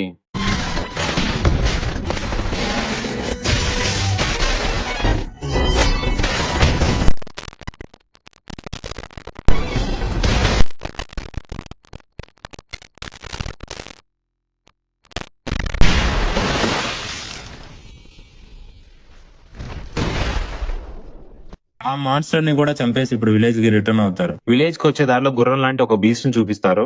నిన్న ఆ ఇద్దరు బాండీస్ ని వీళ్ళు బెదిరించారు కదా, ఆ బాండీస్ దగ్గర నుండి నిజం రప్పించడానికి వాడు వాళ్ళని చాలా కొడతాడు, కానీ వాళ్ళు మాత్రం ఏమీ చెప్పరు. సో ఇప్పుడు ఆ బీస్ట్ డైరెక్ట్ గా ఆ పార్టీ దగ్గరికి వచ్చి అడుగుతాడు. ఇది ఒక రకమైన బుల్లింగ్ లాంటిదే. ఇది చూసి రూడియస్ కి చాలా కోపం వస్తుంది. పాపం వాడు మమ్మల్ని ఏదైనా అడిగినా బాగుండేది, కానీ ఏమీ తెలియని ఆ బ్యాండిట్స్ ని పట్టుకుని ఇలా కొడుతున్నాడే అని ఎరిస్ తో అంటాడు. ఏది ఏమైనా సరే మనం ఖచ్చితంగా మన విలేజ్ కి చేరుకుంటామని అలా చెప్పి తను ఎప్పుడూ వాడని ఒక పెద్ద మ్యాజిక్ ని ఇక్కడ వాడటానికి రెడీ అవుతాడు. తన పవర్ అంతా గ్యాదర్ చేయడంతో చెయ్యి మొత్తం కలర్ మారిపోతుంది.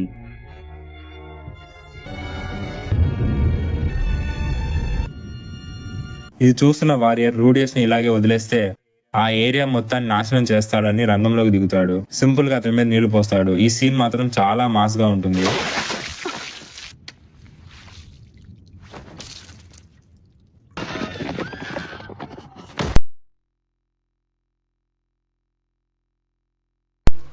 ఈ సిటీలో నాకు ఏమైనా పర్వాలేదు, కానీ మేము నెక్స్ట్ సిటీకి వెళ్ళాలి. ఒకవేళ మేము అక్కడికి వెళ్ళినప్పుడు ఈ కారణం వల్ల మా లైసెన్స్ క్యాన్సిల్ అయిందని తెలిస్తే మాత్రం నువ్వు ఈ ప్రపంచంలో ఏ మూలన దాక్కున్నా సరే నిన్ను వెతికి పట్టుకుని చంపేస్తాను అంటాడు. ఇప్పుడు ప్రొటెక్షన్ కోసం గార్డ్స్ వచ్చి అతన్ని పట్టుకోపోతే అతను తప్పించుకుని పారిపోతాడు. వీళ్ళు ఇంతకుముందు హెల్ప్ చేసిన పార్టీకి కూడా ఇప్పుడు అసలు విషయం అర్థమవుతుంది. అతను ఆ జాతికి చెందినవాడని తెలుస్తుంది. ఆ రాత్రి రూడియోస్ ఎరిస్ ఆ గ్రామాన్ని విడిచిపెట్టారు. గ్రామ బయట ఒక యోధుడు ఎదురు చూస్తుండగా రూడియోస్ మాట్లాడబోగా అతనే నన్ను క్షమించు అన్నాడు. లేదు మీరు చేసింది కరెక్ట్, నిజానికి నేనే మిమ్మల్ని క్షమాపణ అడగాలి. నేను నా స్వార్థం కోసం ఏ పని అయితే ఈజీగా ఉంటుందో అది చూసుకుని ఇక్కడ బయటపడదామని చూశాను. దానికి వారియర్ లేదు, నేను నిన్ను తప్పుగా అర్థం చేసుకున్నాను అని అంటాడు. నువ్వు మొదటి నుండి సమస్యను పెద్ద చేయకుండా చాలా చిన్నగా ఎలా ముగించాలని చూస్తున్నావు, కానీ అది నాకే అర్థం కాలేదని ఆయన చెప్తున్నాడు. ఎందుకంటే ఆ బ్యాండిట్స్ ని పట్టుకున్న టైంలో వీళ్ళు దీనికోసం ఆర్గ్యూ చేయకపోతే వాళ్ళకి అసలు తెలిసి ఉండేది కాదు ఈయనే ఆ వారియర్ అని. సో ఇక్కడ ఎంతటి పెద్ద కాన్ఫ్లిక్ట్ అయ్యే ఛాన్సే లేదని ఆయన చెప్తున్నాడు. నువ్వు గొప్ప వారియర్ అని నాకు ఈ రోజు ప్రూవ్ చేసావు రూడియోస్, కానీ ఆ విషయాన్ని నేనే సరిగ్గా అర్థం చేసుకోలేకపోయాను. వారియర్ ఆ పేరుకి అసలైన అర్థం ఏంటో నాకు తెలియదు, కానీ ఆ మాట వెనుక ఒక పెద్ద ప్రైడ్ దాగి ఉంది. వీక్ గా ఉన్న వాళ్ళని మనం ఎప్పుడూ ప్రొటెక్ట్ చేయాలి. మనతో వచ్చిన వాళ్ళని ఎట్టి పరిస్థితుల్లోనూ వదిలేయకూడదు. అది మా రక్తంలోనే ఉంది. నేను ఎప్పుడు నీ వైపే ఉంటాను రూడియోస్, దానికోసం నువ్వు నాకు తిరిగి ఏమీ ఇవ్వనవసరం లేదు. సో అలా ఇక్కడ ఒక హ్యాపీ ఎండింగ్ తో ఈ ఎపిసోడ్ ని ముగిస్తారు. నెక్స్ట్ సీన్ లో చూస్తే వారియర్ తన జుట్టునంతా పూర్తిగా తీసేస్తాడు. సో రూడియోస్ ఆయన తన గుర్తింపును దాచుని అర్థం చేసుకుని అతనికి హెల్ప్ చేస్తాడు. ఆ రెడ్ ఎమరాల్డ్ ని దాచడానికి తనకి ఒక చిన్న హ్యాండ్ కూడా ఇస్తాడు. సో ఇక్కడతో మీ జర్నీ ఇలాగే కంటిన్యూ అవుతుందని చూపిస్తూ ఈ అనిమేని ముగిస్తారు. లాస్ట్ లో ఒక ఎండ్ క్రెడిట్ సీన్ కూడా ఉంది. రాక్సీ ఇప్పుడు అక్కడ మాట్లాడిన కొత్త క్యారెక్టర్లతో కలిసి వీళ్ళని వెతుకుతూ షిప్ లో వస్తోంది. సో ఇక్కడతో ఈ అనిమే సీజన్ 1 కంప్లీట్ అయిపోతుంది. మీకు వేరే ఏదైనా అనిమే కావాలంటే కామెంట్స్ లో తప్పకుండా చెప్పండి, లేదా ఈ అనిమే సీజన్ 2 కావాలన్నా అది కూడా చెప్పండి. So thank you for watching. Bye guys. Next anime కొత్త ఎపిసోడ్ లో మళ్ళీ మీట్ అవుదాం.